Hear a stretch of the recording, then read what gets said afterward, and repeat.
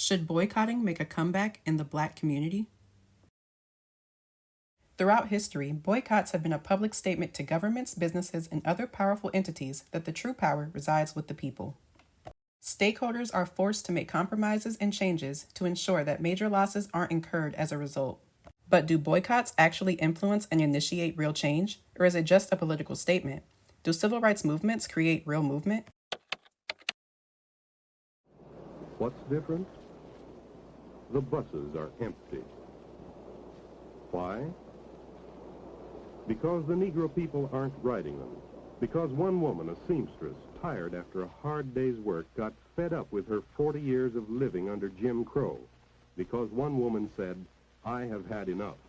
And suddenly, just like that, 50,000 voices answered, "Amen, sister, enough for us too." For refusing to give up her seat to a white man, she was arrested and fined. And the Negro people of Montgomery have refused to ride the buses ever since. They walked instead. They rode in cars, their own cars, instead of anyone who would give them a lift. The buses waited still and lonely in their silent rows, or rode empty through the streets. They were threatened and intimidated, arrested, convicted, and fined, and still they walked. In the rain and the sun and the dark of night, they walked with God and shunned the buses. They walked with God and they rode with God too, for they formed a carpool that was a marvel of quick organization. A network of cars, old and new, of trucks and taxis, reached out across the city and carried people where they wanted to go. It started as a one-day protest, nothing more. But it grew until it rocked the cradle of the Confederacy and told the world a story of Negro people united for action without bitterness, without malice, without fear.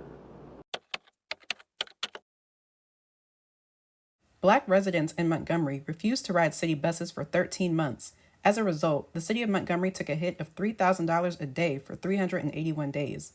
Let's do the math. Montgomery incurred a loss of over $1 million because of the boycott. A few weeks ago, J.P. Morgan Chase announced that they have kicked Ye out of their bank. They refused to continue business with him due to his alleged anti-Semitic remarks. He has until November 21st to find another financial institution.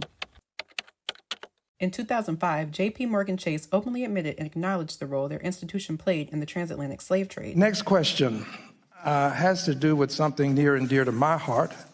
My ancestors were slaves.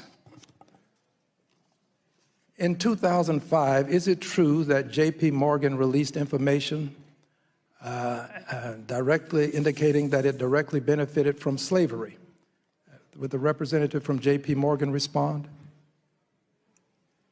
I do believe that in 2005 we made a report about potential transactions that involved slavery between J.P. Morgan or its heritage companies back in the 1800s. In fact, there was an indication, I believe, that you accepted loans against slaves as collateral. True? I believe that to be true, yes. For edification purposes, have any of the other banks compiled a study as to whether or not you have benefited from slavery? If so, raise your hand, please. Let the record reflect that none have raised a hand.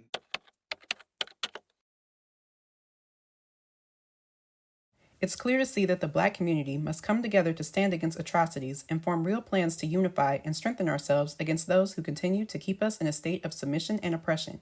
Ye being kicked out of America's second largest bank is evidence of that. The Black community used to stand up against oppression and fight back. What happened to our zeal, our passion, our grit?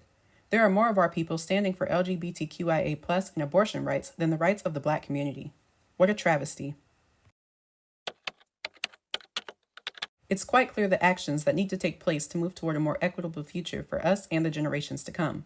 We must take a firm stand against those who only see our value as a check in their pockets. We've seen positive examples from our ancestors. We do not have to do business with corporations who do not respect us. Similar to Jewish communities, we need to operate as one and move together in unity. Support Black-owned businesses. Do business with Black-owned banks. Boycott companies like Adidas, Vogue, Balenciaga, Prada, Dolce & Gabbana, Louis Vuitton, Burberry, Comme des Garçons, Tommy Hilfiger, Barney's, Dior, Gucci, and H&M. We do not have to settle for what seems convenient at the time. We work hard for everyone else's causes. It's time to put our interests first, and we can. Supporting our oppressors is supporting our oppression.